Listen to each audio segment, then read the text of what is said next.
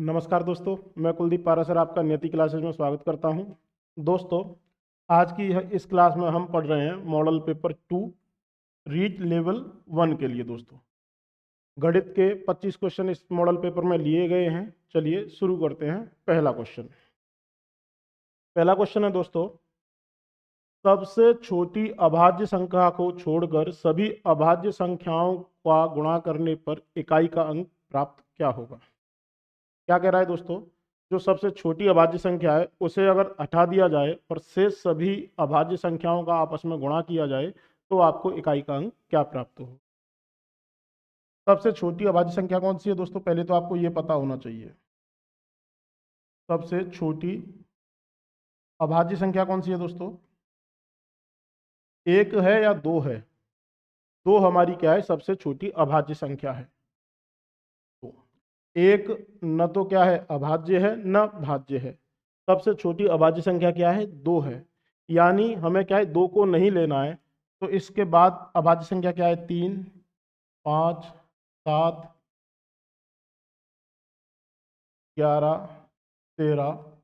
इस तरह से क्या है दोस्तों, हमें कई सारी संख्याएं अभाज्य मिलेंगी और इन सभी का दोस्तों हमें क्या करना है, गुणा करना है।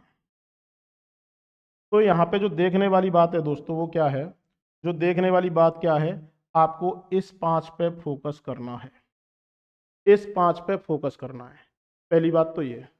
दूसरी चीज दोस्तों क्या है, दो केवल एकमात्र ऐसी सम संख्या है, केवल एकमात्र सम संख्या है जो अभाज्य है। सम संख्या है जो अभाज्य है, यानी कोई भी सम संख्या दो के अलावा क्या है, अभाज्य नहीं है। सभी में क्या है, अगर दो हमारा क्या है, मैं दो को हटा दूं तो सारी संख्याएं हमारी जो सम है वो क्या है, भाज्य होंगी, दो से खुद भाज्य होंगी। तो केवल और केवल क्या है, दो ही एकमात्र सम संख्या है जो क्या है, भाज्य है। अब यहाँ पे देखिए, आपको क्या है, 5 का गुणा करना है। 5 का गुणा आप किसी भी विषम संख्या से करें, किसी भी विषम संख्या से करें, किसी भी विषम संख्या से यदि आप 5 का गुणा करते हैं तो दोस्तों आपको इकाई का अंक क्या मिलेगा, खुद 5 मिलता है। किसी भी विषम संख्या से गुणा करें 5 का तो इकाई का अंक 5 मिलता है। 5 का गुणा यदि आप भले 1 से करें, 3 से करें, 5 से करें, 7 से करें, 9 से करें, किसी से भी विषम संख्या से गुणा करें, आपको इकाई का अंक हमेशा 5 मिलेगा यदि आप 5 को किसी भी विषम संख्या से गुणा कर रहे हैं तो दोस्तों यहाँ से ये क्लियर है। आगे क्या है, कोई भी सम संख्या नहीं होगी, क्योंकि कोई भी दो के अलावा कोई ऐसी संख्या नहीं है जो अभाज्य हो और सम हो। ठीक है दोस्तों, तो सारी की सारी क्या है, विषम संख्याएं आगे हैं। 5 का गुणा आप विषम संख्या से कर रहे हैं तो इकाई का अंक आपका क्या रहेगा दोस्तों, 5 रहेगा। इकाई का अंक कौन सा है आपका, ऑप्शन सी 5। इसके अलावा दोस्तों ये क्या क्वेश्चन और आपसे पूछ सकता था, जो क्वेश्चन आपसे पूछ सकता था, ये पूछ सकता था सभी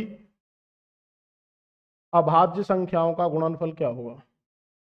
सभी अभाज्य संख्याओं का गुणा करने पर इकाई का अंक क्या होगा दोस्तों, गुणा करने पर इकाई का अंक क्या होगा, ये पूछ सकता था। सभी अभाज्य संख्या यानी आपको दो भी है, उसमें 3 भी है, 5 भी है। 2 गुणा 5 करेंगे, 5 को यदि आप 2 से गुणा करेंगे हमेशा क्या है, इकाई का अंक 0 मिलेगा। यदि आपसे इस तरह पूछा जाता कि सभी अभाज्य संख्याओं का गुणा करने पर आपको क्या मिलेगा इकाई के अंक के तौर पे, तो वो क्या रहता दोस्तों, 0 रहता। क्योंकि इस क्वेश्चन में आपको बोला गया है कि 2 को आपको क्या है, नहीं लेना है। सबसे छोटी जो अभाज्य संख्या थी उसको आपको कंसीडर नहीं करना है, इसलिए आपका क्या है, इकाई का अंक 5 आया था। यदि आपसे ऐसे पूछा जाए तो इकाई का अंक क्या आता दोस्तों, आपका 0 आता, क्योंकि 2 भी एक अभाज्य संख्या है, 5 भी है, और 2 गुणा 5 आप जैसे ही करेंगे आपका इकाई का अंक क्या है दोस्तों, 0 रहेगा। बात समझ में आई दोस्तों। अगला सवाल, 0.123 के समतुल्य भिन्न कौन सी है। ये तो शायद रीट में आ भी चुका है, ये सेम क्वेश्चन है, रीट से ही लिया गया है।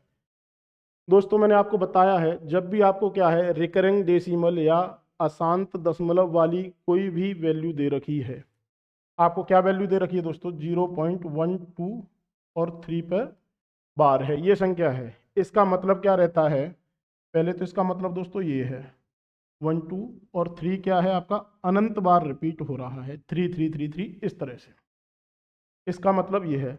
अब इसको क्या है दोस्तों, भिन्न में रूपांतरित कैसे करते हैं, इसकी हम भिन्न कैसे बनाएंगे। इसकी भिन्न बनाने के लिए दोस्तों आप ये देखिए कितने अंक हैं, 3 अंक हैं। तो पहले तो क्या है, पूरी की पूरी संख्या आपको लिख देनी है, 1 2 3 लिख दिया।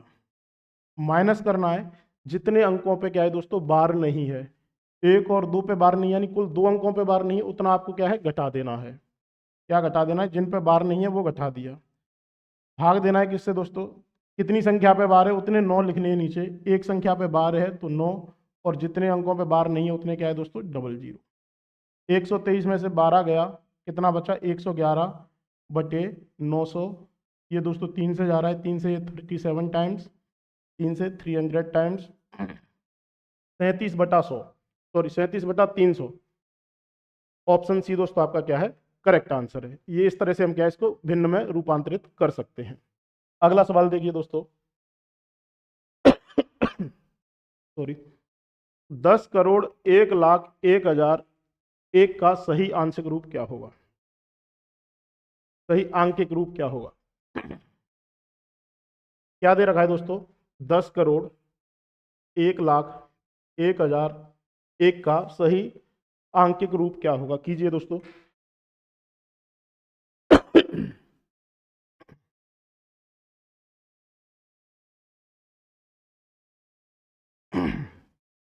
पहले दोस्तों मैंने आपको बताया था, इससे पहले वाले मॉडल पेपर में भी बताया था, जब भी आपको क्या है कोई संख्या दे रखी है शब्दों में, उसको अंकों में लिखने का दोस्तों क्या है एक तरीका रहता है।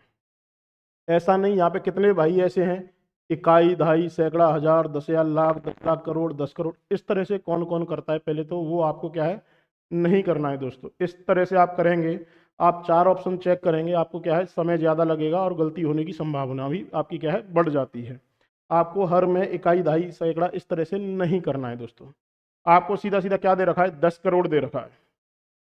आपको मैंने बताया था सीधा सीधा 2-2 के पेयर बनाने हैं दोस्तों, और लास्ट वाला पेयर क्या है 3 का बनेगा। 10 करोड़ दे रखा है, सीधा सीधा 10 लिखिए, 10 हो गया, कॉमा लगा दीजिए, 10 करोड़।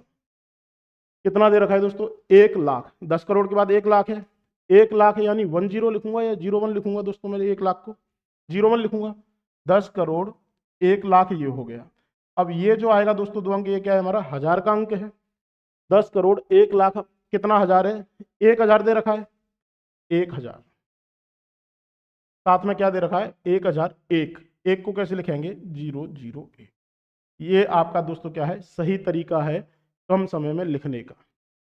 10 करोड़ 1 लाख 1,001, ऐसे नहीं कि इकाई, दहाई, सैकड़ा, हजार, 10,000, लाख, 10 लाख, करोड़, 10 करोड़, इस तरह से नहीं करना। क्या है दोस्तों, यहाँ पे आप 3 अंक लिखने हैं, 3 अंक लिखिए, यहाँ पे 2 अंक लिखो,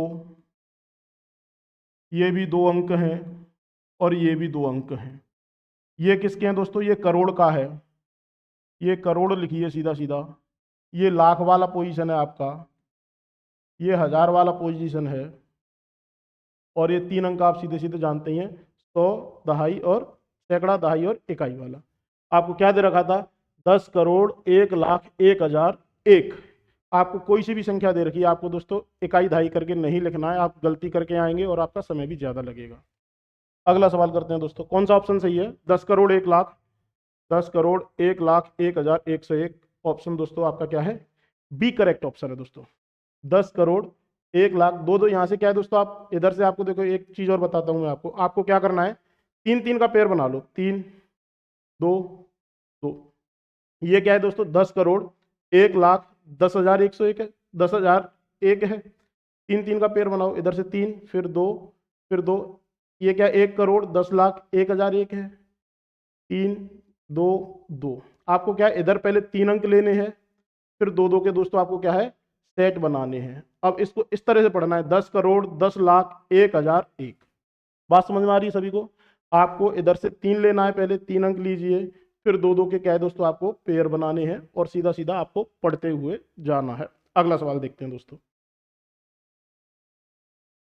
बहुत अच्छा सवाल है। रवि ने 2 रेडियो प्रत्येक को 12,000 रुपये में बेचा।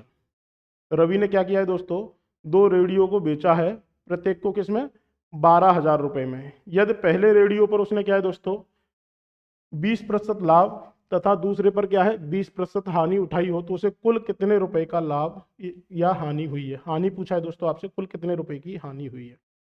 पहली बात क्या दे रखा है दोस्तों आपको, आपको दे रखा है विक्रय मूल्य क्या है, समान है।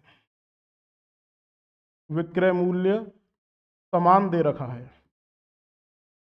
जब आपका विक्रय मूल्य समान है, साथ ही आपका लाभ प्रतिशत और हानि प्रतिशत भी समान है, इसके साथ ही दोस्तों आपका क्या है, लाभ प्रतिशत व हानि प्रतिशत भी समान दे रखा है, समान दे रखा है। तो इस केस में दोस्तों मैंने आपको बताया था, इस केस में आपको बताया था हर बार क्या होगी, हानि होगी। पहली बात तो ये है, क्या होगा, हर बार हानि होगी। और कितनी हानि होगी दोस्तों, आपको क्या करना था, जितनी दे रखी है 20 गुणा 20/100, यानी आपको क्या है 4% की हानि होगी। बात समझ में आई दोस्तों, 4% की आपको हानि होगी। जो भी आपको हानि या लाभ प्रतिशत दे रखा है x²/100 कर देना है, इतना ही आपका हर बार क्या है दोस्तों, हानि रहेगा। कब, जब आपका विक्रय मूल्य समान हो, जब आपका सेलिंग प्राइस समान दे रखा है और साथ में लाभ प्रतिशत व हानि प्रतिशत भी दोस्तों आपको समान दे रखा है। ये तो रहा क्वेश्चन का। यहाँ से हम ये सीख पाए अभी तक कि हमें क्या है, 4% की हानि होगी भाई, 4% की हानि हो रही है। आपसे क्या है, क्वेश्चन में प्रतिशत में नहीं पूछा गया है। यदि आपसे प्रतिशत में पूछा जाता कितने प्रतिशत की हानि होगी तो आप सीधा सीधा कह देते 4% की हानि, लेकिन आपसे पूछा किसमें गया है, रुपए में पूछा गया है दोस्तों। कैसे करेंगे देखिए, कोई 100 का सामान है, 4 रुपए की हानि हुई, आपने बेचा कितने में दोस्तों, 96 में। ये क्या है, सेलिंग प्राइस है, विक्रय मूल्य है। ये क्या है, क्रय मूल्य है, सीपी है। ये क्या है, आपको 4 रुपए की आपकी हानि हुई है। आपको विक्रय मूल्य दे रखा है कि नहीं दे रखा है, विक्रय मूल्य दे रखा है दोस्तों आपको, प्रत्येक को 12,000 में, यानी एक को 12,000 में, दो को कितना, 96 की वैल्यू दोस्तों आपको 24,000 दे रखी है। यही तो दे रखा है, दोनों का विक्रय मूल्य कितना है, 24,000। आपको किसकी वैल्यू निकालनी है, 4 की वैल्यू निकालनी है, जो आपको हानि हुई है उसकी वैल्यू निकालनी है। तो 24,000/96 गुणा आपको 4 की वैल्यू निकालनी है, 4 से ये 24 बार, 24 से ये 1,000 बार। तो आपको दोस्तों क्या रहा, 1,000 रुपए की आपको क्या है, कुल हानि हुई। ऑप्शन आपका दोस्तों क्या है, 20 है। यानी आपने ये खरीदा कितने में, 2 रेडियो 25,000 में खरीदे थे, 1,000 की हानि उठाई और आपने बेचा है कितने में, प्रत्येक को 12,000, यानी 24,000 कुल में आपने रेडियो को बेचा है। बात समझ में आई दोस्तों। यदि आपको बात समझ में आई प्लीज आप लाइक जरूर कीजिए दोस्तों, लाइक बिना कुछ नहीं है। बहुत शानदार क्वेश्चन है दोस्तों। दो क्रमिक प्राकृतिक संख्याओं का लासा व मासा क्या होगा। आपको दोस्तों मैं बार बार बता रहा हूं, लासापा व मासापा से रीट में थ्योरी पे भी बहुत क्वेश्चन आते हैं। आपको पहले उनको क्या है, डीप में जाके पढ़ना होगा। ये सवाल क्या कह रहा है, दो क्रमिक प्राकृतिक संख्याएं हैं दोस्तों, कोई सी भी आप संख्या मान लीजिए, कोई सी भी मान लीजिए। मैंने मान लिया दोस्तों ऐसे, एक मेरी 8 है, तो अगली क्रमिक कौन सी आएगी दोस्तों, 9, यही आएगी। अगर मैं इन दोनों का एलसीएम लूं, अगर मैं इन दोनों का एलसीएम लूं, क्या आएगा दोस्तों, 72, यानी इन दोनों का गुणा हो रहा है, यही हो रहा है। ये क्या आ गया दोस्तों, इनका एलसीएम। अगर मैं इसका क्या है, हाईएस्ट कॉमन फैक्टर निकालना चाहूँ, मासापा निकालना चाहूँ, तो क्या इन दोनों में कुछ कॉमन आ रहा है दोस्तों, 8 और 9 में क्या कुछ कॉमन आ रहा है, नहीं आ रहा है। यानी आपका हाईएस्ट कॉमन फैक्टर क्या है, 1 है। पहले तो इसका आंसर लगाते हैं। उनका लासापा क्या होगा दोस्तों, उन दोनों संख्याओं का गुणनफल, उनका गुणनफल तथा मासापा क्या होगा, 1 होगा। पहले तो बात ये समझ में आई दोस्तों, दो क्रमिक प्राकृतिक संख्याएं, उनका गुणनफल क्या रहता है, ये एलसीएम है और ये क्या है आपका एचसीएफ है भाई। बात समझ में आई। अब क्या है, एग्जामिनर आपसे जरूरी नहीं हर बार दो क्रमिक प्राकृतिक संख्याएं दे, वो आपको इस सवाल में एक चीज और दे सकता है। वो क्या दे सकता है दोस्तों, दो सह अभाज्य संख्या भी दे सकता है। दो सह अभाज्य संख्या का एलसीएम व एचसीएफ क्या होगा, एलसीएम व एचसीएफ क्या होगा। चाहे वो आपसे दो सह अभाज्य संख्या बोले, दोस्तों दो क्रमिक संख्याएं आपस में क्या है, सह अभाज्य होती हैं। मैं आपसे बोलूं 4 और 15 क्या है दोस्तों, अभाज्य तो है नहीं, लेकिन ये आपस में क्या है, सह अभाज्य हैं। तो इस केस में भी दोस्तों इनका एलसीएम क्या आएगा, इस केस में भी एलसीएम आपका 60 आएगा, और हाईएस्ट कॉमन फैक्टर जो कि कुछ आ ही नहीं रहा है, कुछ कॉमन आ रहा है एक के अलावा, एक आएगा। बात समझ में आई? चाहे वो आपको दो क्रमिक संख्याएं दे, वो आपस में हमेशा सह अभाज्य होती हैं, या वो सीधा सीधा लिख दे कि दो सह अभाज्य संख्याओं का एलसीएम क्या होगा। दोनों ही केसों में क्या है दोस्तों, उनका गुणनफल क्या रहता है, एलसीएम रहता है, और एक हमेशा क्या रहता है दोस्तों, हाईएस्ट कॉमन फैक्टर रहता है, मासापा रहता है। बात समझ में आई? अगला सवाल करते हैं। 256 की पावर 0.16 गुणा 16 की पावर 0.18 का मान क्या होगा। क्या दे रखा है दोस्तों, 256 की पावर कितनी दे रखी है, 0.16 गुणा 16 की पावर कितना दे रखा है दोस्तों, 0.18। जब भी आपको क्या है घात का कोई सवाल आए दोस्तों, आपकी कोशिश क्या रहती है, पहले आप क्या है, इनका जो आधार है, इनका जो बेस है, हम उसे क्या है कॉमन बना लेंगे, समान बना लेंगे।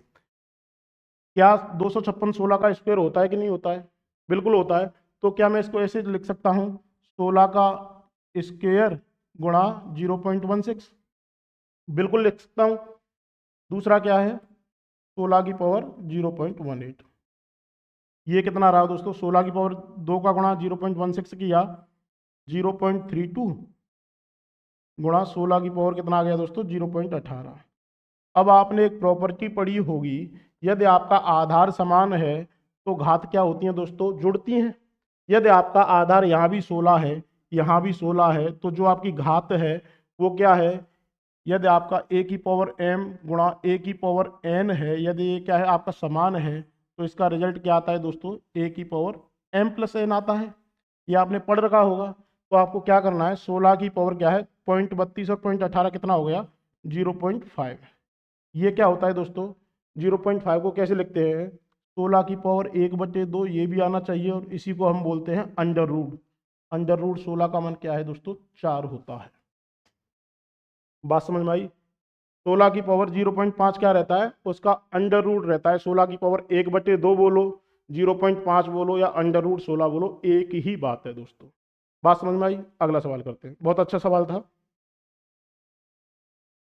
निम्न में से सबसे छोटी भिन्न कौन सी है। बहुत अच्छा सवाल है दोस्तों, और इसमें क्या है, बच्चे गलती भी बहुत करते हैं। मैंने आपको बताया था, जब भी दोस्तों हम क्या है कंपेयर करते हैं भिन्नों का, आपने अगर हमारा भिन्न वाला वीडियो नहीं देखा है तो आप एक बार वहाँ पे जाके उसे जरूर देखिए। जब भी आपको भिन्न दे रखा है, तो भिन्न में दोस्तों हमारा क्या है, हम समान चीज़ देखते हैं, क्या कोई चीज़ें समान है। समान में हम कंपैरिजन में क्या देख सकते हैं दोस्तों, या तो आपका अंश समान हो सकता है, या आपका पहली चीज़ अंश समान हो सकता है, दूसरा क्या है हर समान हो सकता है, तीसरा क्या है अंश व हर का अंतर समान हो सकता है दोस्तों। अंश व हर का अंतर समान हो सकता है। इन तीन चीज़ों को दोस्तों आपको देखना होता है। इसके अलावा भी बहुत कुछ है जो हम क्या है चेक करते हैं। अब इस सवाल में आप ये देखिए, क्या आपको कुछ अंतर समान दिख रहा है। 33 और 40 में कितना अंतर है दोस्तों, यहाँ पे 3 का अंतर है। 23 और 24 में कितने का अंतर है, 1 का अंतर है। 80 और 83 में कितने का अंतर है, 1 का अंतर है। सॉरी, 80 और 83 में 3 का अंतर है। 31 और 32 में दोस्तों क्या है, 1 का अंतर है। यानी 3 और 1 का अंतर है। मैं अगर एक वाली संख्या को 3 से गुणा कर दूं तो 3 का अंतर आ जाएगा। अब देखिए दोस्तों मैंने किया क्या, ये देखिए दोस्तों आप किया क्या, ये क्या है पहली संख्या 37/40, 3 का अंतर भाई, ठीक है। 23/24 को यदि मैं दोनों तरफ 3 से गुणा कर दूं तो ये कितना हो जाएगा दोस्तों, 69/72, 69/72। ये क्या है 80/83। 31/32 को यदि मैं यहाँ पे 3 से ऊपर नीचे गुणा कर दूं तो मेरी भिन्न में तो क्या कोई चेंज आएगा नहीं। तो 31 गुणा 3 किया दोस्तों कितना आया, 93/96। अब मैं यहाँ पे ये कह सकता हूँ कि मेरा क्या है, यहाँ भी 3 का अंतर है, ये भी 3 का अंतर है, ये भी 3 का अंतर है, ये भी 3 का अंतर है। अब दोस्तों आपसे पूछा क्या गया है, छोटी भिन्न पूछी गई है। छोटी भिन्न पूछी गई है और आपको अंतर समान दे रखा है, आपको अंतर समान दे रखा है। आपसे छोटी भिन्न पूछी गई है जब आपका अंतर समान हो। तो दोस्तों आपको करना क्या है, इसमें दो केस बनते हैं, आपकी भिन्न उचित है या अनुचित है। यहाँ पे उचित भिन्न है, यानी आपका भिन्न का मान क्या है दोस्तों, भिन्न आपकी क्या है, लेस देन 1 है। सारी की सारी भिन्न क्या है आपकी 1 से छोटी है दोस्तों, सभी की सभी 1 से छोटी हैं। तो सबसे छोटी भिन्न कौन सी होगी, जिसका आपको क्या है दोस्तों अंश छोटा नजर आ रहा है। जिस भिन्न का अंश छोटा नजर आ रहा है वो क्या है दोस्तों आपकी सबसे छोटी भिन्न होगी। जिस भिन्न का अंश सबसे बड़ा आ रहा है वो क्या है, सबसे बड़ी भिन्न होगी। बात समझ में आई। करेक्ट ऑप्शन कौन सा है, 37/40 आपकी क्या है, सबसे छोटी भिन्न है। अब मैं आपको बार बार बता रहा हूँ दोस्तों, आपको क्या है इन चीज़ों में बच्चा अक्सर करके कंफ्यूज हो जाता है। आपको याद कुछ करना ही नहीं है, आपको सीधा सीधा दोस्तों यहाँ से आप ये कर सकते हैं, अंतर बराबर कर सकते हैं। अंतर बराबर हो गया भाइयों। अब आप मुझे ये बताइए, मैं एक संख्या लिख रहा हूँ, 1/4 है, 7/10 है, 97/100 है। आप कोई सी भी क्या 3 संख्याएं मान लीजिए, 1 मान लीजिए, 2 मान लीजिए, 3 मान लीजिए। यहाँ भी 3 का अंतर है, यहाँ भी 3 का अंतर है, यहाँ भी 3 का अंतर है।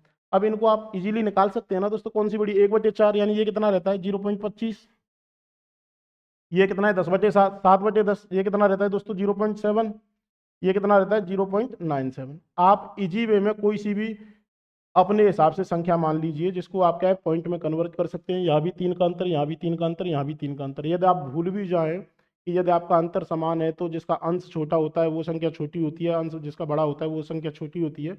आपको सीधा सीधा मान लेनी है दोस्तों, कोई सी भी आप 2 वैल्यू मान लीजिए जिसमें क्या है आपको अंतर समान कर लीजिए। कोई सा भी भिन्न में आपको क्या है, जब भी कंपैरिजन दे रखा है, समान चीजें दे रखी हैं, आप सीधा सीधा आपको क्या करना है, वो संख्याएं कोई सी भी आप अपने हिसाब से मान लीजिए, वहां से आप निकाल सकते हैं। 1/4 में 3 का अंतर, 7/10 में 3 का अंतर, यहाँ भी 3 का अंतर। यानी जिस संख्या का क्या है दोस्तों अंश बड़ा वो संख्या क्या बड़ी, जिस संख्या का अंश छोटा वो संख्या आपकी छोटी। यानी आपसे छोटी भिन्न पूछी गई थी, जिस संख्या का अंश छोटा है वो संख्या क्या है आपको छोटी है। आपको याद नहीं करना है, आप सीधा सीधा अपने हिसाब से कोई सी भी भिन्न मान लीजिए जिसमें क्या है आपको अंतर बराबर कर देना है। यदि भिन्न आपको छोटी दे रखी है, 1 से छोटी मान लीजिए। यहीं पे दोस्तों यदि मैं आपको एक चीज़ बता रहा हूँ, यदि यहीं पे मैं आपसे कहूँ कि आपको भिन्न ऐसे दे रखी है 10/7, 101/98, इस तरह से कोई सा भी भिन्न दे रखा है, आप यहाँ भी मान सकते हैं। ये कितना है दोस्तों 10/7, यहाँ भी 3 का अंतर है, यहाँ भी 3 का अंतर है। कौन सी संख्या बड़ी होगी, आप सीधा सीधा क्या है इस तरह से दे रखा है, आसान से शब्दों में बोलिए। अब 3 का अंतर है, हमें क्या है कोई सी भी भिन्न मान लो, 4/1 यहाँ पे 3 का अंतर है, और 5/2 मान लिया दोस्तों आपने, यहाँ भी 3 का अंतर है। 1/4 का मान क्या रहता है 4 रहता है, 5/2 का मान क्या रहता है दोस्तों 2.5 रहता है। भिन्न कौन सी बड़ी, जिसका दोस्तों क्या है, जिसका क्या है दोस्तों आपको अंश बड़ा नजर आ रहा है, ये संख्या आपकी क्या है दोस्तों, कौन सी भिन्न बड़ी दोस्तों, जब भी आपकी क्या है 7/10 और इसमें ये संख्या बड़ी, ये संख्या बड़ी कैसे, यहाँ पे 4, अच्छा बड़ा पूछा है तो बड़ा तो दोस्तों यही है ना, जिसका दोस्तों आपको क्या है अंश छोटा नजर आ रहा है, जिसका अंश छोटा नजर आ रहा है वो संख्या बड़ी। 4 और 2.5 में कौन सा बड़ा है, 4 बड़ा है। ये आपका क्या है जिसका अंश छोटा है, ये 5 है, ये 4 है, तो आपकी ये बड़ी। आप कोई सी भी अपने हिसाब से वैल्यू मान लीजिए। आपको बड़ा पूछा गया है तो ये संख्या है, छोटी पूछी गई है ये संख्या है। ठीक है दोस्तों, अगला सवाल करते हैं। किसी वस्तु को 750 रुपये में बेचने पर 15% की हानि होती है, तो 19% लाभ कमाने के लिए उस वस्तु का विक्रय मूल्य क्या होगा। करो दोस्तों, किसी वस्तु को किसी वस्तु को 750 रुपये में बेचने पर 15% की हानि होती है, तो 19% का लाभ कमाने के लिए उस वस्तु का विक्रय मूल्य क्या होगा। मैंने आपको बताया था दोस्तों, इसको कैसे करना है, अनुपात समानुपात वाले मेथड से करना है, अनुपात समानुपात। ठीक है दोस्तों, आप ये बताइए 750 रुपये में बेच रहा है, 750 रुपये में बेच रहा है, ये क्या है हमारा इस सेलिंग प्राइस 1 है।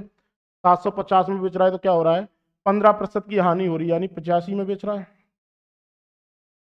समानुपात क्या कह रहा है, कितने रुपए में बेचे, मैंने बोला x रुपए में बेचे, जिससे क्या है 19% का लाभ हो। 19% का लाभ मतलब 119 हो।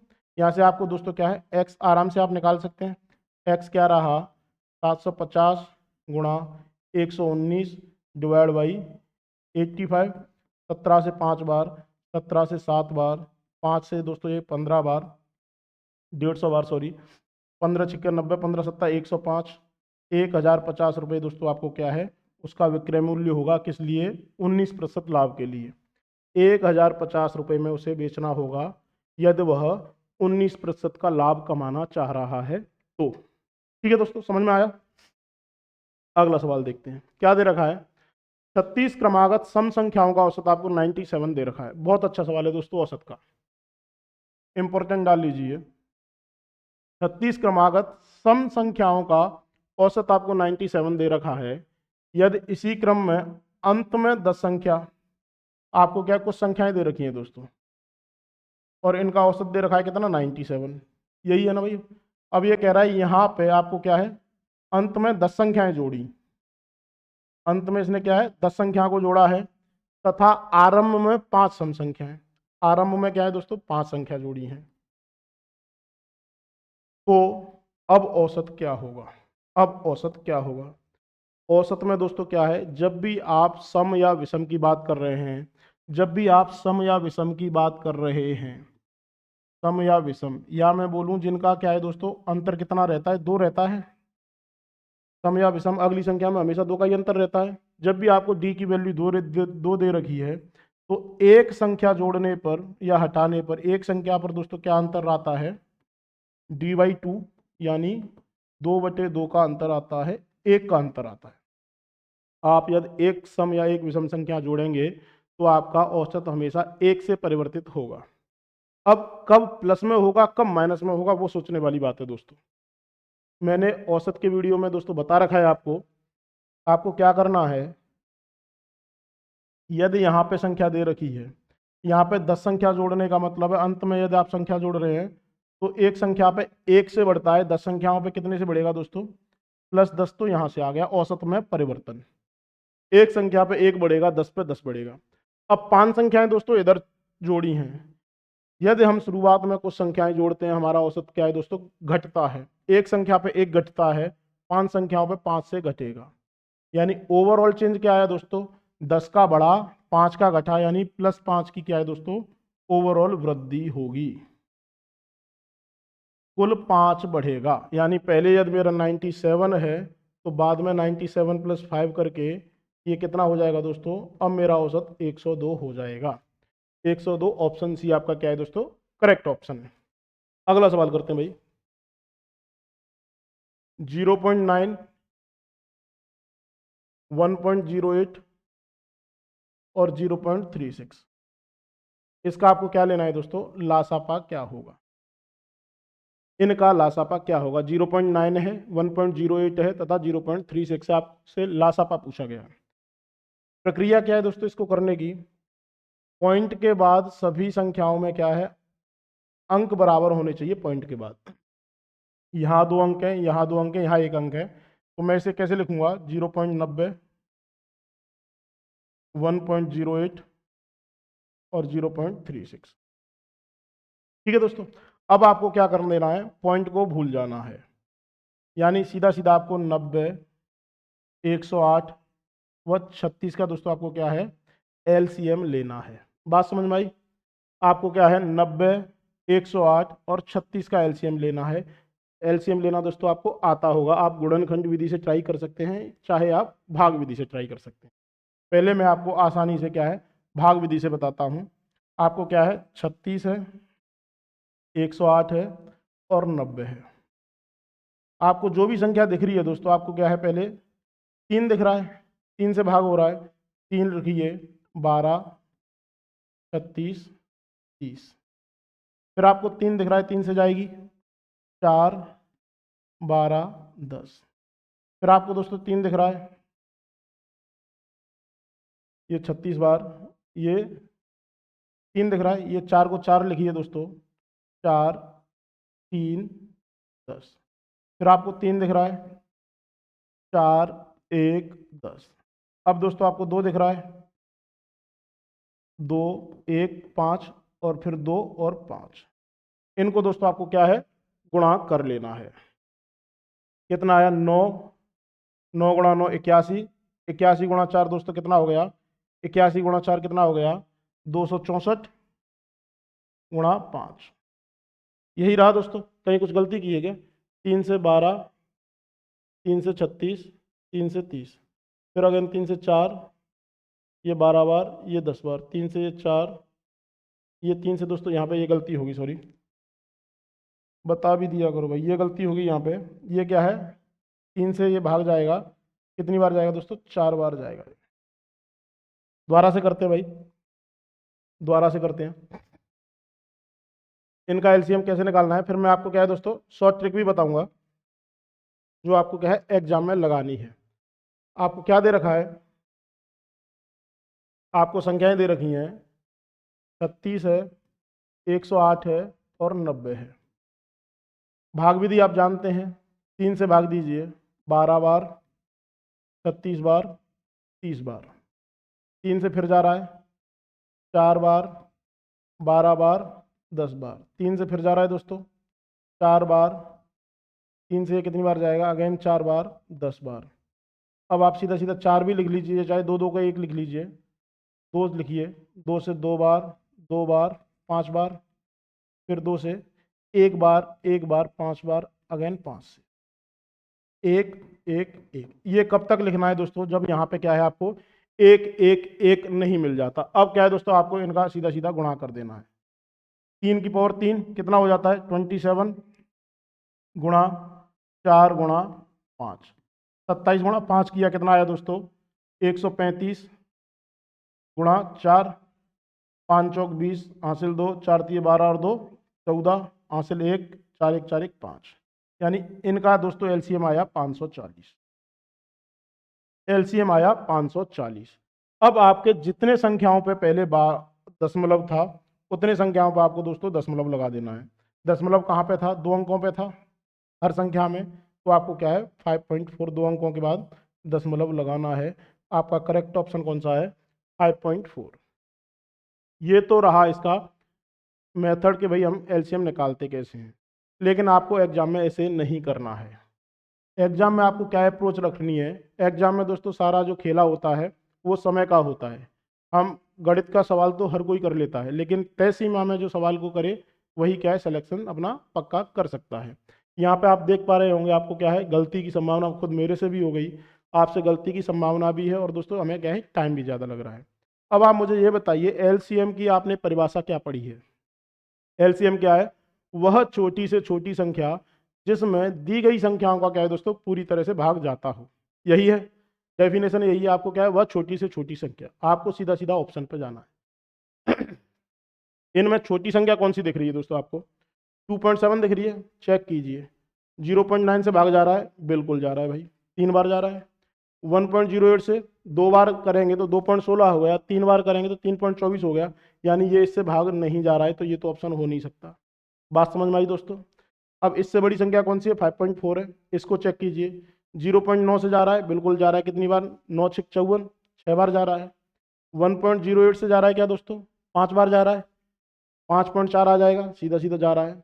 36 से जा रहा है, बिल्कुल जा रहा है। 0.36 से भी जा रहा है, तो यानी दोस्तों आपका क्या है, यही आपका क्या है करेक्ट ऑप्शन है। आपको सीधा सीधा आंसर से आप सीधा सीधा भाग दे के देख लीजिए, आपको क्या है कम समय लगेगा। ठीक है दोस्तों, जिस भी भाई को दिक्कत है कि भाई 36 से भाग जा रहा है कि नहीं जा रहा है, 5.4 बाई 0.36 पॉइंट हटाइए, कितना आया दोस्तों, पहले ये पॉइंट हटाया तो ये कितना आया, 5.4 बटे 3.6, यही तो है। क्या लिख रहा हूँ, आपको क्या करना है, क्या दे रखा है 5.4 है, डिवाइड बाई 0.36, पॉइंट हटाया 2 जीरो ऊपर, पॉइंट हटाया 1 जीरो नीचे, 0 से 0, 36 से कितनी बार जा रहा है दोस्तों, 36 एकम 36, और एक 36 पंजे 36 एकम 36 बचा कितना 18, 36 पंजे 180, 15 बार जा रहा है दोस्तों। ठीक है, आप सीधा सीधा देख सकते हैं आपका कितनी बार भाग जा रहा है, 15 बार जा रहा है, सीधा सीधा आप ऑप्शन इस तरह से हल कर सकते हैं। अगला सवाल देखिए दोस्तों क्या है, अगला सवाल क्या है दोस्तों, यही है। दो संख्याओं का लघुत्तम समावर्तक 252 तथा महत्तम समावर्तक 12 है। यदि उन दोनों संख्याओं के बीच का अंतर आपको 48 दे रखा है, तो उन संख्याओं का योगफल क्या होगा, उन संख्याओं का योगफल क्या होगा। दोस्तों मैंने आपको बताया है, जब भी आपको इस तरह का सवाल आए, आपको क्या है पहली संख्या और दूसरी संख्या, पहली संख्या होती है दोस्तों हमारी HCF गुणा A, दूसरी संख्या होती है HCF गुणा B। जिसने भी हमारी LCM की क्लास नहीं देखी है आप एक बार जाके देखें। अब आपको दे क्या रखा है दोस्तों, इनका अंतर क्या होगा, पहली संख्या और दूसरी संख्या का अंतर क्या होगा दोस्तों, HCF आप कॉमन लेंगे A माइनस बी, यही अंतर रहेगा। ये कितना दे रखा है दोस्तों आपको, 48 दे रखा है। HCF गुणा A माइनस बी आपको 48 दे रखा है, जिसमें आपको HCF 12 है, तो A माइनस बी कितना आया दोस्तों, A माइनस बी कितना आया 48/12 यानी 4। पहली बात तो ये आ चुका है दोस्तों आपका क्या, A माइनस बी आपका 4 है। अब दूसरी चीज क्या देखनी है दोस्तों, आपको क्या है, लघुत्तम समापवर्तक दे रखा है। लघुत्तम समापवर्तक इन दोनों का दोस्तों एलसीएम क्या रहता है, इनका एलसीएम रहता है HCF गुणा AB, ये आपका क्या है एलसीएम रहता है। इसकी वैल्यू आपको दे रखी है 252। HCF आपको 12 दे ही रखा है, तो यहाँ से आप AB निकाल सकते हैं। AB कितना आया 252 डिवाइड बाई 12, 12 1 12 दूनी 24, 50 1 21, यानी AB आपका 21 आ चुका है। अब दोस्तों आपको क्या है, A माइनस बी 4 है, AB 21 है। अब आपको ऐसे कॉम्बिनेशन देखना है कि किस संख्या आपकी हो सकती है, और A और B यहाँ पे क्या है आपके सह अभाज्य हैं आपस में। AB 21 करना है, या तो 1 और 21 हो सकता है दोस्तों, बिल्कुल हो सकता है, या फिर मेरा क्या है 3 और 7 हो सकता है, यही दो है, इसके अलावा कोई पॉसिबिलिटी नहीं है दोनों संख्या को गुणा करने पे 21 आए। ठीक है दोस्तों, समझ में आया। यहाँ पे अंतर कितने का है दोस्तों, 21 का है, सॉरी 20 का है। यहाँ पे कितने का है, 4 का अंतर है। यहाँ पे 4 का है, यहाँ पे 21 का है, यानी हमारा ऑप्शन कौन सा है दोस्तों, A माइनस बी भी आपको दे रखा है 4, इसमें से ये गया, ये 4 दे रखा है, A माइनस बी हमारा 4 है, यहाँ पे A माइनस बी 20 है, तो यानी करेक्ट ऑप्शन क्या है, हमारी संख्या 3:7 के रेशियो में है दोस्तों, 3:7 के रेशियो में है। इनका हमारा एलसीएम आपको पता है कि 12 है, हाईएस्ट कॉमन 12 है, यानी पहली संख्या क्या है 3 गुणा 12 36, पहली संख्या है 7 गुणा 12 क्या है दोस्तों, दूसरी संख्या है 12 7 84। इन दोनों को दोस्तों आपको जोड़ना था, ये कितना आया 90 + 30 यानी 120 आपका क्या है दोस्तों करेक्ट ऑप्शन है। 120 आपका क्या है करेक्ट ऑप्शन है। ये आपका एलसीएम है। ये आपको जो अंतर दे रखा था, दो इक्वेशन बनेगी, यहाँ से दोस्तों आपको A माइनस बी और AB की वैल्यू आ गई। यहाँ से AB के कौन कौन से कॉम्बिनेशन है, 1 और 21 हो सकता है, 3 और 7 हो सकता है। 4 का अंतर किस में है दोस्तों, 3 और 7 में 4 का अंतर है, यानी हमारी संख्या क्या है 3:7 के रेशियो में है। आपका मासा आपको दे रखा है 12, यानी आपकी पहली संख्या 36 है, दूसरी संख्या आपकी 84 है, दोनों का योग आपसे पूछा गया था 120। बात आई समझ में दोस्तों। अगला सवाल करते हैं भाई। ये तो आपने फेसबुक इंस्टा पे कई बार देखा होगा, 8 बंदर 8 दिन में 8 केले खाते हैं, तो एक बंदर एक केला कितने दिन में खाएगा। ज़्यादातर बच्चे इमोशन होके, इमोशन में दोस्तों आपको क्या है सीधा सीधा एक दिन करके आते हैं। 8 बंदर 8 केले 8 दिन में खाते हैं, तो एक बंदर एक केला एक दिन में खाएगा, जो कि आपका क्या है दोस्तों गलत है, जो कि आपका क्या है गलत है। आपको क्या दे रखा है, 8 बंदर हैं, 8 दिन है, और केले खा रहे हैं दोस्तों 8। बात समझ में आई। जो आपका परिणामी है, रिजल्ट है, वो क्या है नीचे आता है। अब कह रहा है एक बंदर कितना, एक केला, यहाँ पे दिन पूछा गया है कितने में खाएगा दोस्तों, 8 से 8 गया, यानी ये कितना आया, कितने दिन में खाएगा, 8 दिन में एक बंदर एक केला खाएगा। करेक्ट ऑप्शन कौन सा है, 8 दिन। ये मत कर देना जल्दबाजी में भावनाओं में बहके। करेक्ट ऑप्शन कौन सा है दोस्तों, 8 दिन। या फिर आप यहाँ से ये भी देख सकते हैं 8 बंदर 8 दिन में 8 केले खा रहे हैं, यानी एक बंदर क्या है 8 दिन खाएगा, एक केला खाने में 8 दिन, यहाँ से भी तो सीधा सीधा आप समझ सकते हैं ना दोस्तों। यदि आपके 8 बंदर 8 दिन में 8 केले खा रहे हैं, एक बंदर केला कितने दिन में खाएगा, 8 दिन में खाएगा। भाई हर बंदर के हिस्से में एक एक केला आया है, और उसने उसे खाने में 8 दिन लगाए हैं, ठीक है ना दोस्तों। तो एक बंदर कितने दिन में खाएगा, 8 दिन में एक केला खा पाएगा। कुछ आदमी किसी कार्य को 60 दिन में पूरा करते हैं, कुछ आदमी किसी कार्य को 60 दिन में पूरा करते हैं, यदि 8 आदमी और जोड़ दिए जाते हों तो कार्य 10 दिन पहले समाप्त हो जाता है, तो बताओ आरंभ में कितने आदमी थे। देखो दोस्तों, मैंने माना आरंभ में मेरे, आरंभ में आपका क्या है दोस्तों 8 आदमी था, आरंभ में आपका x आदमी था भाइयों। यानी x आदमी आपका 7 दिन में कोई काम कर रहा है। ये आपका टोटल वर्क आ गया, कुल कार्य आ गया दोस्तों, टोटल वर्क आ गया। अब फिर ये क्या कह रहा है, यही कार्य बराबर किसके है, यदि मैं 8 आदमी और जोड़ लूँ, जो पहले मेरे x आदमी थे, अभी आदमी कितना हो चुका है, x प्लस 8 हो चुका है। तो कार्य दोस्तों कितना है, 10 दिन पहले समाप्त हो जाता है। यानी जहाँ पहले 60 दिन लग रहे थे, अभी कितना दिन लगेगा दोस्तों, 50 दिन लगेगा। सीधा सीधा 50 से गुणा कर देना, ये आपको सॉल्व करना था। 0 से 0 गया, यानी ये कितना है 6x, यहाँ से 5x इधर आएगा तो माइनस में आएगा। 5x बराबर कितना आ गया दोस्तों, 40। x बराबर क्या है, 40 आदमी तो दोस्तों आपका पहले था, 40 आदमी पहले था। आपसे पूछा गया है आरंभ में कितने आदमी थे, आरंभ में भाई 40 आदमी थे। बाद का पूछा जाता तो कितना था दोस्तों, 48 आदमी हो जाता, क्योंकि 8 आदमी आपने दोबारा से जोड़ा है। बात समझ में आई? अगला सवाल करें। बहुत बढ़िया। 1 से 100 के बीच की सभी सम संख्याओं का औसत क्या होगा। दोस्तों आता आप सभी को है, लेकिन एग्जामिनर क्या है, फिर भी आपसे जानबूझकर गलती करवा देता है, जानबूझकर आपसे गलती करवा देता है। आप जल्दबाजी में किसी भी सवाल को क्या है एकदम आसानी से लेके, अरे यार ये तो आता है, इतना आसान कैसे पूछ लिया, आप जल्दबाजी में गलत कराते हैं। ज़्यादातर बच्चे अगर ये भी आपका एग्जाम में आ जाए तो ये वाला क्वेश्चन टिक कर देंगे कि भाई प्रथम 1 से 100 के बीच में क्या है दोस्तों, सम संख्याओं का औसत क्या है, 51 होगा। आपने पढ़ रखा है n+1 वाला फॉर्मूला, सम संख्याओं का औसत। सम संख्याओं का औसत का फॉर्मूला क्या है दोस्तों, n संख्याएं हैं तो n+1 आपका औसत होगा। लेकिन दोस्तों यहाँ से आप क्या है ये देखिए, 1 से 100 के बीच की सभी सम संख्याओं का औसत पूछा है, तो नहीं लेना है। आपको क्या करना है, पहली संख्या आपकी 2 है, 4 है, 6 है, इस तरह से आपकी क्या है अंतिम संख्या क्या होगी दोस्तों, 98 होगी। 100 के बीच की लेना है, 100 को नहीं लेना है। 1 से 100 के बीच की सभी सम संख्याएं, एवरेज आपको पता है, पहली संख्या प्लस अंतिम संख्या डिवाइड बाई 2, 2 + 98 डिवाइड बाई 2, यानी ये कितना हो गया दोस्तों, 100/2। क्या होगा दोस्तों आपका ऑप्शन 50 आपका करेक्ट ऑप्शन है, ऑप्शन सी। तो जल्दबाजी में आप क्या है 51 टिक न करें, पहले क्वेश्चन को समझें कि वो आपसे पूछ क्या रहा है। आपको हड़बड़ी में कोई भी क्या है दोस्तों ऑप्शन टिक नहीं करना है। अगला सवाल देखते हैं।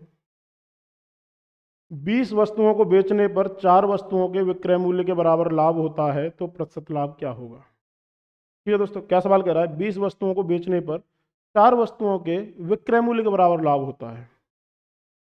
लाभ बराबर क्या होता है दोस्तों, पहले तो आप ये बताइए, लाभ बराबर होता है विक्रय मूल्य माइनस क्रय मूल्य।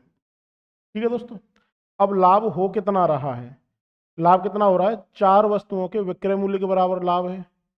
यानी एक वस्तु का विक्रय मूल्य SP लिखूं तो 4 वस्तुओं का 4SP हो गया, यानी 4 वस्तुओं का विक्रय मूल्य भैया ये होगा 4SP होगा।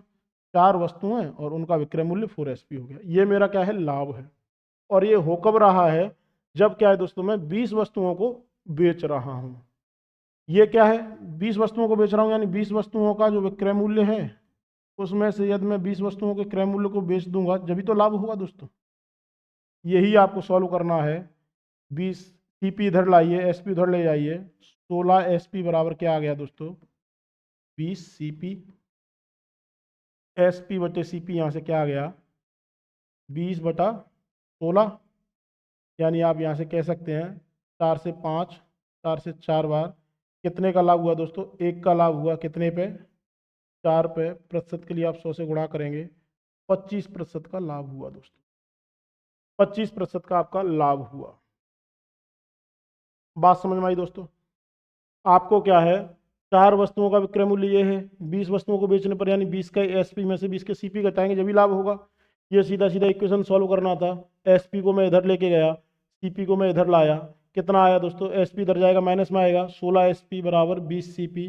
SP और CP का रेशियो आ गया 5:4, यानी मैं कह सकता हूँ 25% का लाभ हुआ। ठीक है दोस्तों, कर लेंगे आसानी से।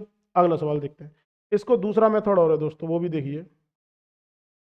दूसरा मेथड और है, देखो क्या दे रखा है आपको, क्या दे रखा है, जो भी लाभ दे रखा है कितने दे रखा है विक्रय मूल्य के बराबर, तो आप विक्रय मूल्य को 1 रुपये मान लीजिए। यहाँ पे 4 वस्तुओं का क्रय मूल्य होता तो क्रय मूल्य को 1 मान लेना था, विक्रय मूल्य है तो विक्रय मूल्य को 1 मान लीजिए। जो भी लाभ या हानि हो रहा है क्रय मूल्य के बराबर हो रहा है या विक्रय मूल्य के बराबर हो रहा है, आपको उसी को 1 मान लेना। यानी विक्रय मूल्य के बराबर लाभ हो रहा है तो आपको क्या है दोस्तों, 1 रुपये आपका विक्रय मूल्य। एसपी कितना, एक वस्तु का एसपी क्या है, एक वस्तु का एसपी क्या है, 1 रुपया है। अब लाभ कितना हुआ, 4 वस्तुओं के विक्रय मूल्य के बराबर, यानी 4 रुपये दोस्तों आपका क्या है, लाभ हो गया। ठीक है, 4 रुपये आपका दोस्तों लाभ हो गया। बात समझ में आई। जो भी आपको विक्रय मूल्य दे रखा है तो विक्रय मूल्य को 1 मानिए, क्रय मूल्य दे रखा है क्रय मूल्य को 1 मानिए। एक वस्तु का विक्रय मूल्य 1 रुपये है तो 4 वस्तुओं का विक्रय मूल्य क्या हो गया, 4 रुपये हो गया, और ये लाभ के बराबर है भाई। 4 वस्तुओं का विक्रय मूल्य 4 रुपये हो गया। 4 रुपये का लाभ हो रहा है, कब हो रहा है, तब 20 वस्तुओं को बेचने पर। यानी एक वस्तु को वो 20 रुपये में, 1 रुपये में बेच रहा है तो 20 वस्तुओं को कितने में बेचेगा, 20 वस्तुओं को 20 रुपये में बेचेगा। यदि एक वस्तु को 1 रुपये में बेच रहा है, 20 वस्तुओं को 20 रुपये में बेचेगा। 20 रुपये में सेलिंग प्राइस है दोस्तों, 20 रुपये क्या है आपका सेलिंग प्राइस है। लाभ कितना है, 4 रुपये है। तो कॉस्ट प्राइस आप निकाल सकते हैं। लाभ क्या होता है भाई, 16 आया कि नहीं आया। सेलिंग प्राइस में से यदि मैं लाभ घटा दूं तो मेरा क्या क्रय मूल्य आ जाएगा। तो 16 रुपये पर 4 रुपये का लाभ कमाया है। सीधा सीधा यहाँ से हम देख पा रहे हैं 25% का हमने क्या है लाभ कमाया है। अगला क्वेश्चन देख सकते हैं। ये भी और ये भी दोनों दोस्तों क्या है आपकी बढ़िया अप्रोचेज हैं। आप चाहे इससे जाएं चाहे इससे जाएं, यहाँ पे थोड़ा गलती होने की संभावना कम है।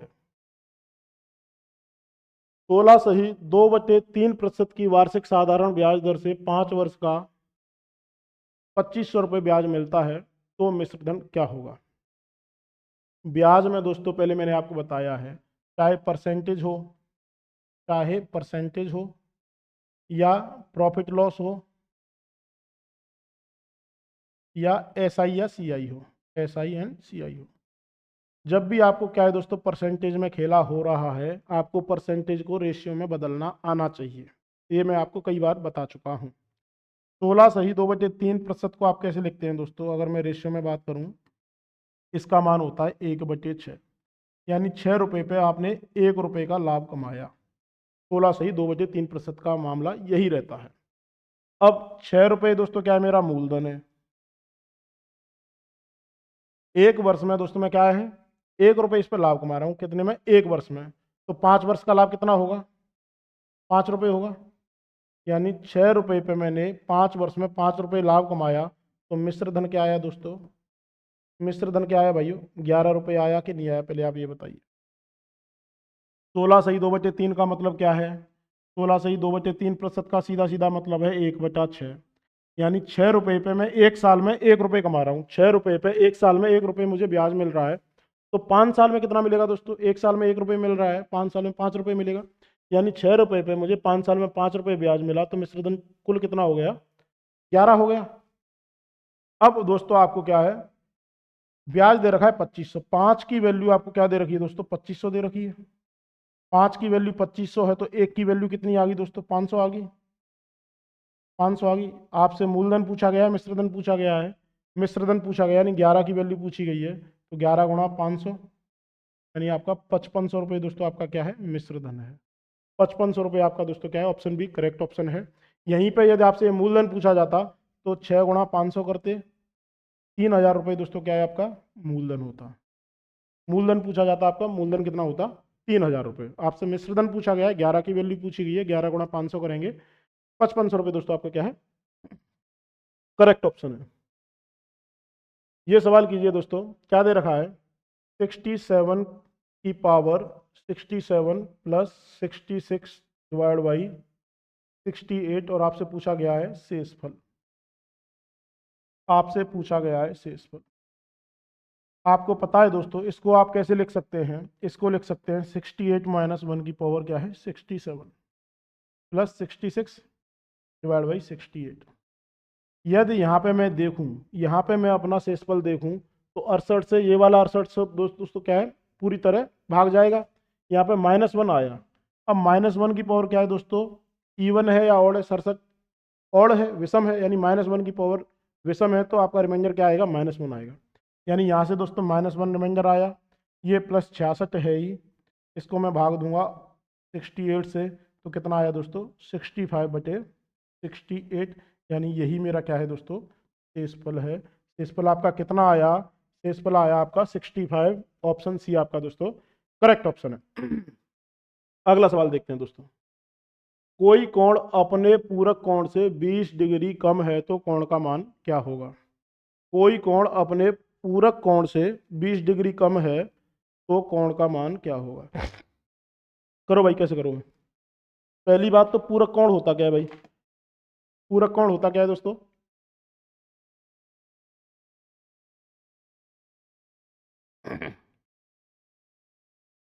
दो कोण होते हैं दोस्तों, एक होता है पूरक कोण, दूसरा होता है समपूरक कोण। पूरक कोण क्या होता है, यदि a प्लस बी क्या है मेरा 90 डिग्री है, दो कोणों का मान यदि आपका 90 डिग्री है तो वो आपस में एक दूसरे के पूरक कोण कहलाते हैं। यदि आपका a प्लस बी आपका दोस्तों क्या है 180 डिग्री है तो ये दोस्तों क्या है आपका समपूरक कोण है।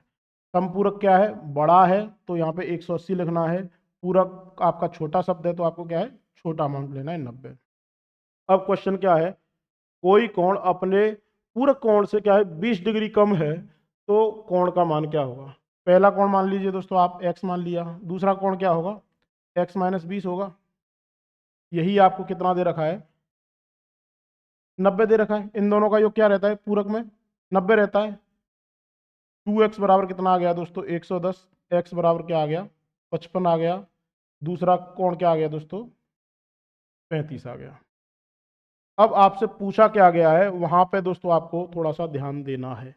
आपसे छोटा कोण पूछा गया है, बड़ा कोण पूछा गया है। आपको ऑप्शन 55 और 35 दोनों है, कौन सा करेक्ट ऑप्शन है। आपसे क्या दे रखा है दोस्तों, कोई कोण अपने पूरक कोण से 20 डिग्री कम है, 20 डिग्री कम है पूरक कोण से, यानी आपसे छोटा कोण पूछा गया है। तो करेक्ट ऑप्शन कौन सा है दोस्तों 35 डिग्री। 35 डिग्री आपका क्या है, इसका पूरक कोण ये है और इससे ये क्या है दोस्तों 20 डिग्री कम है। बात समझ में आई। कोई कोण अपने पूरक कोण से 20 डिग्री कम पूछा गया है तो आपको क्या है दोस्तों कम वाला लेना है, सीधा सीधा 35 डिग्री आपका क्या है करेक्ट ऑप्शन है। अगला सवाल करते हैं मित्रों। ये सवाल बहुत अच्छा है। एक आयत का विकर्ण 3√5 सेंटीमीटर है एवं परिमाप उसका दोस्तों क्या दे रखा है 18 सेंटीमीटर है, तो आयत का क्षेत्रफल क्या होगा। देखो दोस्तों, ये मेरा कोई आयत है, मैंने इसकी लंबाई को लिखा a, चौड़ाई को लिखा b। इसका ये दोस्तों क्या है विकर्ण है। आपको पता है आयत के हर कोण दोस्तों क्या है 90 डिग्री का होता है, तो ये विकर्ण क्या आएगा दोस्तों, क्या ये ए स्क्वायर प्लस बी स्क्वायर का अंडर रूट होगा कि नहीं होगा, पहले तो आप ये बताइए। ए स्क्वायर प्लस बी स्क्वायर का अंडर रूट होगा कि नहीं होगा, बिल्कुल होगा। अब दोस्तों आपको जो दे रखा है और जो आपको निकालना है वो आपको पहचान होनी चाहिए। विकर्ण क्या दे रखा है 3√5, यानी अंडर रूट ए स्क्वायर प्लस बी स्क्वायर की वैल्यू कितनी दे रखी है दोस्तों 3√5। यहाँ से दोनों तरफ यदि मैं स्क्वायर कर लेता हूँ तो ए स्क्वायर प्लस बी स्क्वायर कितना आ गया, इसका स्क्वायर करेंगे यानी 9 गुणा 5, ये आ गया दोस्तों आपका 45। ए स्क्वायर प्लस बी स्क्वायर आपका दोस्तों आपको आ चुका है 45। पहली चीज तो ये। अब आप ये देखिए दूसरा कोई समीकरण आपको दे रखा है, बिल्कुल दे रखा है। आपको क्या दे रखा है, उसका परिमाप क्या है दोस्तों 18 सेंटीमीटर है। आयत का परिमाप क्या होता है, आयत का परिमाप क्या होता है भाइयों 2 गुणा लंबाई प्लस चौड़ाई, यही होता है। ये आपको कितना दे रखा है 18, तो a प्लस बी कितना आ गया दोस्तों 9 आ गया। दूसरी इक्वेशन यहाँ से आ गई। आपके पास दो समीकरण हैं, ए स्क्वायर प्लस बी स्क्वायर है, ए प्लस बी है, ये कितना है 45। अब दोस्तों मैं इसका स्क्वायर करता हूँ, ए प्लस बी का स्क्वायर क्या होता है A square plus B square plus 2ab होता है। आपसे पूछा क्या गया है, क्षेत्रफल पूछा गया है। क्षेत्रफल क्या है, आपको ए बी ही तो पूछा गया है, ए गुणा बी पूछा गया है, तो यहाँ से आपको ये तो निकालना है।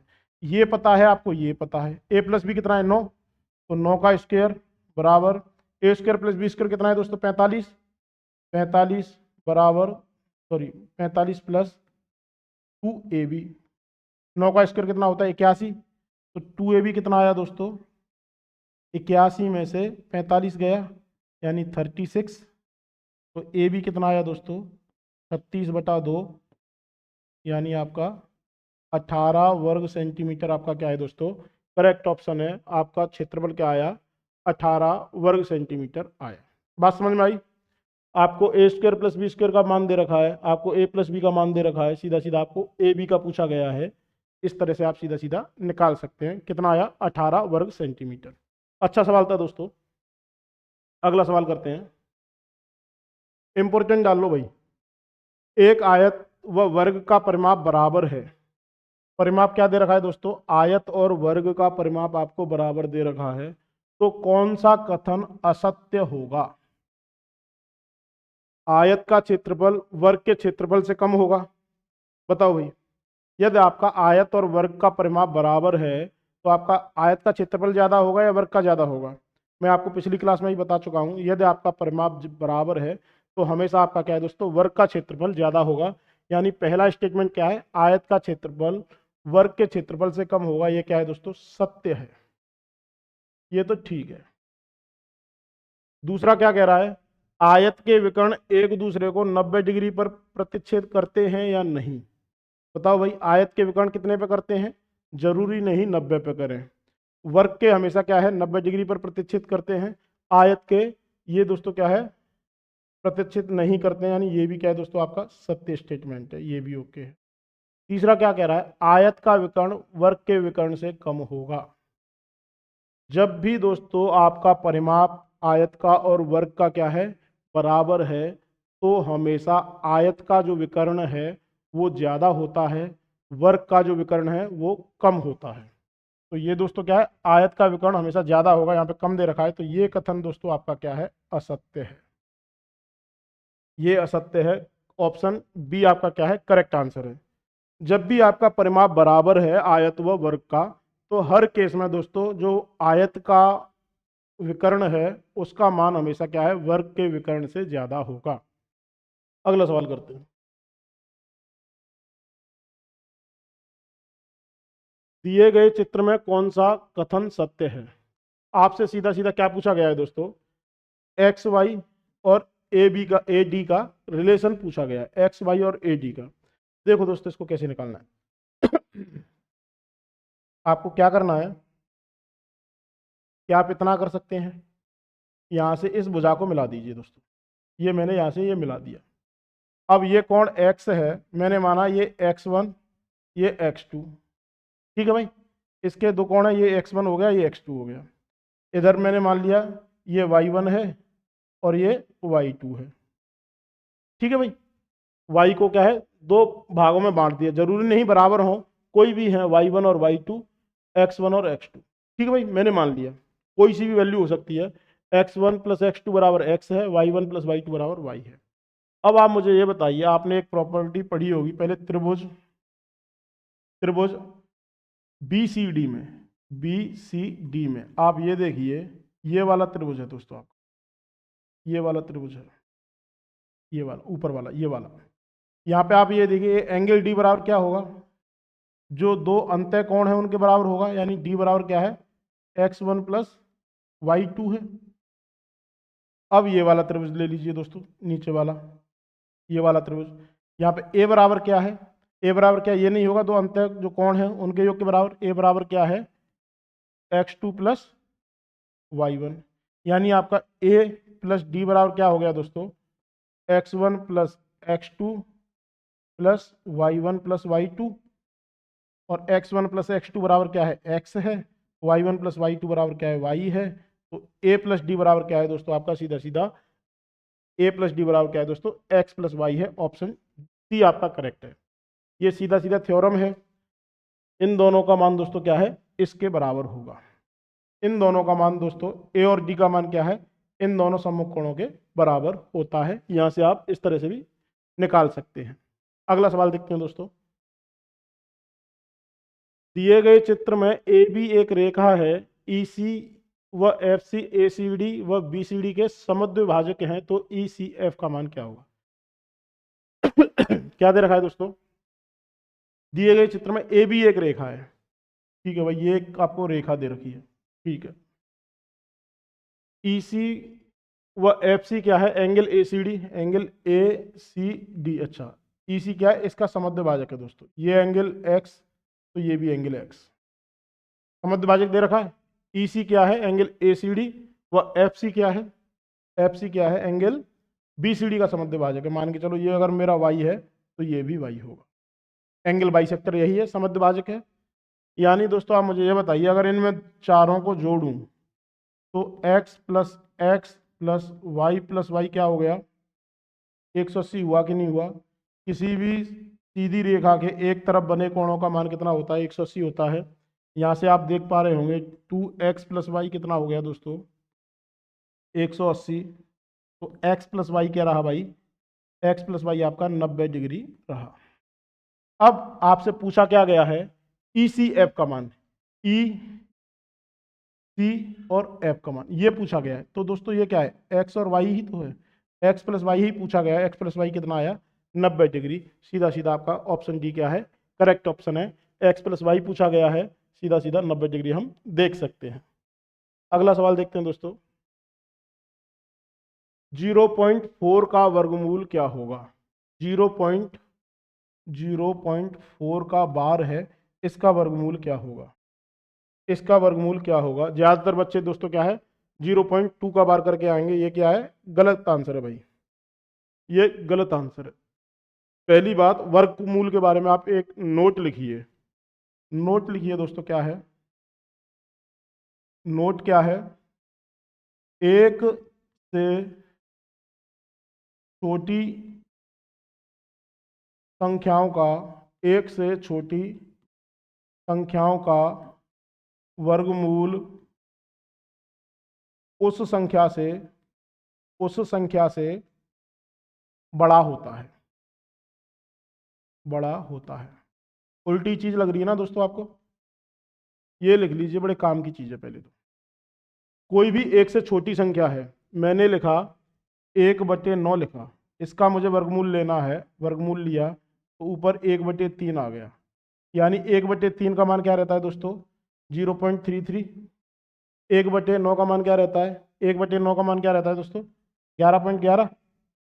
बड़ा कौन सा, सॉरी 0.11, बड़ा कौन सा है दोस्तों, ये बड़ा या ये बड़ा, बड़ा आपका ये है, 1/3 बड़ा है। कहने का मतलब क्या है, जब भी संख्या आपकी एक से छोटी है तो उसका वर्गमूल उस संख्या से बड़ा होगा। यानी 4 का वर्गमूल दे रखा है तो 4 से तो बड़ा होगा भाई। तो यानी ये नहीं हो सकता, ये नहीं हो सकता, 4 खुद हो ही नहीं सकता। तीनों ऑप्शन कैंसिल आउट हो गए, ऑप्शन बी बचा, ये क्या है आपका करेक्ट ऑप्शन है। ये तो थ्योरी वाला था, लेकिन हम करेंगे कैसे वो देखते हैं। ये बात समझ में आई दोस्तों, एक से छोटी संख्या जो भी है उसका वर्गमूल उस संख्या से बड़ा होता है। ठीक है, अब हमें करना क्या है, हमें करना क्या है, 0.4 का बार है, इसको दोस्तों आप कैसे लिखते हैं, अगर मैं इसको भिन्न में लिखूं, 4/9। 4/9 को दोस्तों आपको क्या है, अंडर रूल लेना है। अंडर रूल कितना आया दोस्तों, 2/3। 2/3 आया कि नहीं आया दोस्तों, ये बताइए। 4/9 का अंडर रूल क्या है, 2/3। 2/3 को यदि मैं भाग करूं तो कितना आता है, 0.6666, इस तरह से आता है। इसी को मैं लिखता हूं 0.6 का बार, इसी को मैं 6 का बार लिखता हूं। या फिर यहां से आप क्या, सीधा सीधा 7 दशमलव करने के लिए नीचे 9 ले आइए, गुणा 3 कर दीजिए, गुणा 3 कर दीजिए। 6/9 को सीधा सीधा आप क्या है, हम देख सकते हैं यहाँ से किसी भी संख्या का डिवाइड बाई 9 है तो हम क्या उसे बार में लिख देते हैं। 7/9 का मतलब क्या है, 7 बार, 6/9 का मतलब 6 बार। यानी आपका करेक्ट ऑप्शन का ऑप्शन बी 0.6 का बार। ये जरूरी है दोस्तों, यदि आपकी संख्या एक से बड़ी है तो उसका वर्गमूल क्या है, उस संख्या से छोटा होगा। 4 का वर्गमूल निकालना है, 2 आएगा। 2 का वर्गमूल निकालना है, 1.414 आएगा। यानी इस संख्या से छोटा आएगा जब जब हमारी क्या है, संख्या एक से बड़ी है। लेकिन संख्या यदि हमारी एक से छोटी है तो हमारा क्या है दोस्तों, वर्गमूल बड़ा आता है। वर्गमूल क्या है, बड़ा होगा, इस केस में छोटा है। एक से छोटी संख्याओं का वर्गमूल उस संख्या से बड़ा होता है, ये आपको पता होना चाहिए, लिख लीजिए, समझ लीजिए। अगला सवाल करते हैं दोस्तों, कोई बेईमान दुकानदार सामान खरीदते समय 20% की बेईमानी व सामान बेचते समय भी क्या है 20% की बेईमानी करता है, तो उसका प्रतिशत लाभ क्या होगा। ज्यादातर बच्चे क्या करेंगे, 20 + 20 + 20 ×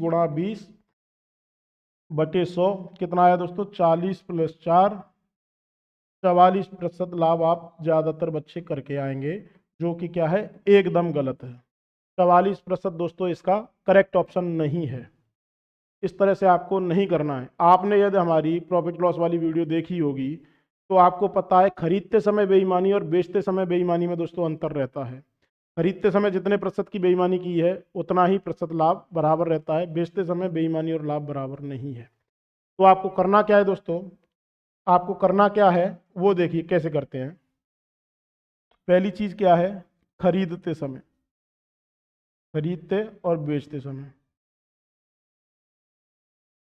खरीदते समय दोस्तों ये क्या कर रहा है, 20% का लाभ कमा रहा है, मतलब 10 के सामान को दोस्तों 10 रुपए में क्या कर रहा है, ये 12 का सामान खरीद रहा है। खरीदते समय बेईमानी का मतलब ये है। बेचते समय बेईमानी का मतलब क्या है दोस्तों, ये क्या कर रहा है, 8 के सामान को 10 में बेच रहा है। बेचते समय बेईमानी का मतलब ये रहता है। आपने वीडियो देखा होगा, तो कुल मिला के इन दोनों का गुणा कीजिए। 80 के सामान को 120 में बेच रहा है, 80 के सामान को 120 में बेच रहा है, 40 रुपए का लाभ कमा रहा है, कितने पे, 80 पे। प्रतिशत के लिए दोस्तों मैं 100 से गुणा करूंगा, 40 से 2 बार, 2 से 50 बार, आपका क्या है, 50% दोस्तों आपका क्या है, करेक्ट ऑप्शन है भाई। ऑप्शन कौन सा सही है, 50%। यदि कोई दुकानदार खरीदते समय 20% की बेईमानी कर रहा है, बेचते समय ही 20% की बेईमानी कर रहा है, तो कुल लाभ आपका क्या है, 50% है। ठीक है दोस्तों, ये मैं आपको करा चुका हूँ, बता चुका हूँ क्लास में, तो प्लीज़ आप इसको ध्यान रखना। ऐसा ना हो कि एग्जाम में आए और आप क्या है, गलती कर दें। जल्दबाजी में आपको गलती नहीं करना है। करेक्ट ऑप्शन आपका क्या है, 50 है। ये दोस्तों आज की क्लास का 25वां क्वेश्चन है, अंतिम क्वेश्चन है। क्या दे रखा है, 87 गुणा 85 में न्यूनतम कौन सी संख्या जोड़ी जाए जिससे परिणामी एक पूर्ण वर्ग संख्या हो जाए। नंबर सिस्टम का बहुत प्यारा सवाल है। क्या दे रखा है दोस्तों, ये कह रहा है कि आपकी संख्या है 87 गुणा 85 है, इसमें मैं कौन सी संख्या जोड़ूं, मैंने बोला x, जिससे क्या ये एक पूर्ण वर्ग संख्या हो जाए, जिससे क्या ये एक पूर्ण वर्ग संख्या हो जाए। पहले आप थोड़ा 2 मिनट कंसेप्ट देखिए। कंसेप्ट क्या है, मैं बोल रहा हूं सर इसका जो बीच की संख्या है उसको x मानो, उसी का वर्ग होगा ये मेरी x है, तो यानी ये कितनी होगी, इसको मैं x+1 लिखूं, ये क्या है मेरी x-1। सीधा सीधा आपको ये करना है। पहली चीज, ये संख्या क्या है, x+1, ये क्या है, x-1। बात समझ में आई। अब इसको भले ही आप हटा दीजिए, लिखने का तरीका समझे। 87 x+1 है, 85 क्या है, x-1 है। जब भी आप x+1 का गुणा x-1 से करेंगे, क्या आएगा दोस्तों, a+b गुणा a-b, a² - b², यानी x² - 1 आएगा। ये कितना आएगा, x² - 1, यानी इन दोनों संख्याओं का गुणा करूंगा तो मुझे प्राप्त होगा x² - 1। अब इस संख्या को मुझे क्या है, एक पूर्ण वर्ग संख्या बनाना है। x² आपको दिख रहा है, क्या मैं इसमें एक जोड़ दूं, क्या यदि मैं इसमें एक जोड़ दूं तो 1 से 1 कैंसिल आउट हो जाएगा। ये क्या हो जाएगा दोस्तों, x² ही प्राप्त होगा। ये क्या है, एक पूर्ण वर्ग संख्या होगी। x² आपकी क्या है, एक पूर्ण वर्ग संख्या है, यानी आपका ऑप्शन कौन सा है, ऑप्शन सी करेक्ट ऑप्शन है। आपको क्या है, एक जोड़ देना है। बात समझ में आई। ये संख्या x+1 है, ये x-1 है, दोनों का गुणा किया x² - 1। इसमें आप यदि आप एक जोड़ देंगे, सीधा सीधा आपको x² मिलेगा। देखिए कैसे, कोई भी संख्या ले लीजिए जिसमें दोस्तों आपका क्या है, ये कब लगना है, जब इन दोनों में 2 का अंतर हो, 2 का अंतर हो, उस केस की बात कर रहा हूं दोस्तों मैं। यदि आपकी दो संख्याओं में 2 का अंतर है और आपको पूर्ण वर्ग संख्या निकालनी है, तो आपको कैसे निकालना है, एक यदि आप उस संख्या में जोड़ देंगे तो आपकी पूर्ण वर्ग संख्या आपको प्राप्त हो जाएगी। कैसे, मैंने लिखा 5 गुणा 7 है। अब दोस्तों ये कितना होता है, 35 होता है। 35 में यदि मैं एक जोड़ दूं, 36 हो गया कि नहीं हो गया। 36 आपकी क्या है, पूर्ण वर्ग संख्या है, किसकी, 6 का वर्ग। बात समझ में आई कि नहीं आई। जब भी आपका 2 का अंतर है, 35 हुआ, एक जो कोई सी भी संख्या मान लीजिए दोस्तों, आप कोई सी भी मान लीजिए। मैंने माना 8 गुणा 10 है, 2 का अंतर है। तो दोस्तों अगर मैं इसमें एक जोड़ दूं, 8 गुणा 10 + 1 81 हो गया। 81 का √9, 81 एक क्या है दोस्तों, पूर्ण वर्ग संख्या है। कोई सी भी संख्या मान लो, अगेन एंड अगेन मैं बता रहा हूँ। आपने माना दोस्तों, आपने माना 9 गुणा 11, 99 + 1, 100 हो गया। 100 आपकी क्या है, पूर्ण वर्ग संख्या है। यानी जब भी आपका क्या है दोस्तों, दो संख्याओं में क्या है, 2 का अंतर है और आपसे पूर्ण की संख्या पूछी गई है कि न्यूनतम कौन सी संख्या जोड़ी जाए, तो आप 1 जोड़ देंगे तो वो संख्या क्या है आपकी न्यूनतम हो जाएगी, पूर्ण वर्ग हो जाएगी, सॉरी। दोस्तों उम्मीद करते हैं आपको हमारी क्लास पसंद आई होगी। यदि आपको हमारी क्लास पसंद आई है, प्लीज़ आप हमारे चैनल को लाइक करें, शेयर करें, सब्सक्राइब करें और देखते रहें नियति क्लासेस बाई कुलदीप पारा सर। लाइक दोस्तों आपको जरूर करना है, ये हमारे लिए क्या है, मोटिवेशन का काम करता है। धन्यवाद।